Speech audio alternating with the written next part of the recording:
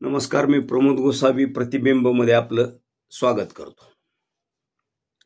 सध्या विजेची मागणी दिवसेंदिवस वाढते आहे। काही भागात लोड शेडिंगचा प्रकार सुरू झालेला आहे। गेल्या 5 वर्षापासून माढा तालुक्यातील 534 शेतकऱ्यांनी कोटेशन भरून रितसर वीज मंडळाकडे वीज मागणी केलेली आहे, परंतु त्यांना अधिकृतपणे अद्याप वीज पुरवठा करण्यात आलेला नाही।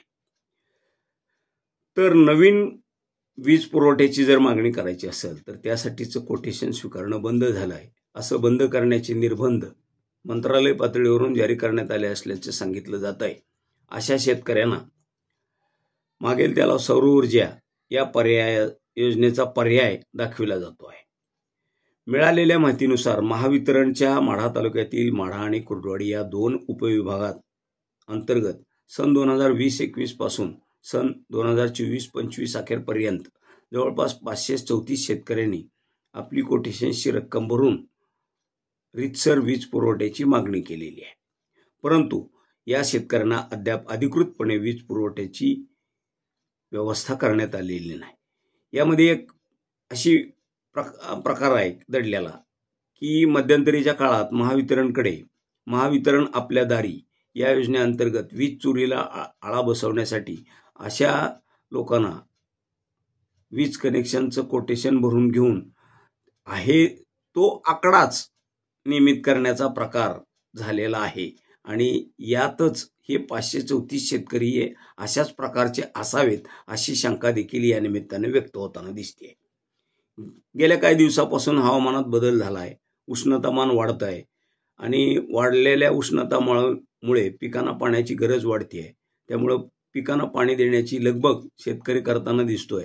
असं करत असताना एकीकडे उष्णतामान वाढतंय, दुसरीकडे ट्रान्सफॉर्मरवरचा क्षमतेपेक्षा जास्त भार होतोय आणि हा भार ट्रान्सफॉर्मर जळण्याला कारणीभूत ठरतोय। गेल्या आठवड्यात माढा तालुक्यात वरवडे आणि जाधववाडी माढा या 2 गावात 2 ट्रान्सफॉर्मरना आग लागण्याच्या घटना देखील घडलेल्या आहेत।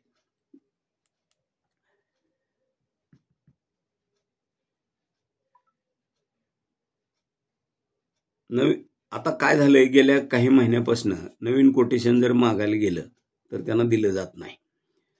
त्यांना सांगितलं जात आहे की कोटेशन स्वीकारायचं मंत्रालय पातळीवरच्या आदेशानं बंद झालेलं आहे।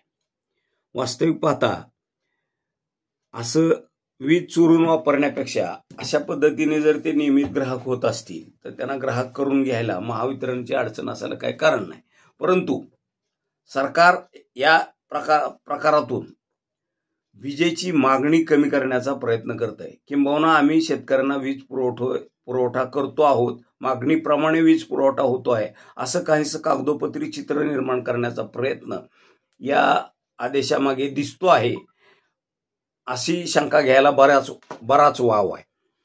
वास्तविक पाहता अशा शेतकऱ्यांना कोटेशन भरून घेऊन वीज द्यायला अडचण नाही आणि आज माढा तालुक्यातला जर विचार केला तर असे अनेक ट्रान्सफॉर्मर आहेत की ज्या ट्रान्सफॉर्मरची क्षमता 100 असते, परंतु त्याच्यावर कनेक्शनचा लोड हा 180-190 पर्यंत असतो। मग हा लोड जर डायव्हर्ट केला, यासाठी ॲडिशनल ट्रान्सफॉर्मर दिला आणि हा लोड डायव्हर्ट केला तर ट्रान्सफॉर्मर जाळण्याच्या प्रमाणात घट होईल, त्याचबरोबर शेतकऱ्यांना सुलभपणे वीज मिळायला मदत होईल। परंतु आता काय झाले, एका बाजूला शेतकऱ्यांना मोफत वीज दिली आहे, वीज मोफत दिली आहे म्हणल्यानंतर शेतकरी वीज वापरणार हे सत्य आहे, परंतु विजेचं उत्पादन आता मागणी आणि पुरवठा याच्यामध्ये व्यस्त प्रमाण राहणार आहे। उन्हाळ्यामुळे त्या मागणी आणि ह्या प्रमाणामध्ये बऱ्यापैकी व्यस्त प्रमाण होणार आहे। हे लक्षात घेऊन आता या शेतकऱ्यांना मागेल त्याला सौर ऊर्जा या योजनेची पर्याय समोर ठेवला जातो। याच्यामध्ये भानगड आहे, पुन्हा याच्यात अशी भानगड आहे की किती HPचं कोटेशन द्यायचं, तर 2.5 एकरापर्यंत 3 HPचं कोटेशन द्यायचं, 2.5 एकर ते 5 एकरापर्यंत 5 HPचं कोटेशन द्यायचं आणि 5 एकराच्या पुढच्या शेतकऱ्याला 7.5 अश्वशक्तीचं कोटेशन द्यायचं, अशी यात एक मेक आहे। वास्तविक पाहता ही सगळं जे गृहीत धरून चाललंय ते बोअरवेल्सची खोली 200 फुटाची गृहीत धरून चाललंय. प्रत्यक्षात आज 200 फुटात पाणीच लागत नाही अशी माढा तालुक्यातली परिस्थिती आहे. माढा तालुक्याची भूगर्भातली पाण्याची पातळी खोल गेलेली आहे. 200-250 फुटाच्या खाली पाणी लागतंय आणि अनेकांचे बोअर्स हे 400 फुटापेक्षा सुद्धा जास्त खोलीचे आहेत. सरकारचे निर्बंध आहेत 200 फुटाच्या खाली बोअर न घेण्याचे आणि त्या अनुषंगानं सौर ऊर्जेची जी योजना आहे या योजनेत 200 फुटापर्यंतचं काम त्या कोटेशनच्या रकमेत करून मिळणार आहे. त्या खालचं काम करायचं असेल तर शेतकऱ्याला स्वतःचे पैसे त्यामध्ये घालवावे लागणार आहेत. आणि मुळात 2.5 एकराचा शेतकरी असला काय किंवा 5 एकराचा शेतकरी असला काय, ही क्षेत्राची कोटेशन देतानाची अट रद्द करणं अत्यंत गरजेचं आहे.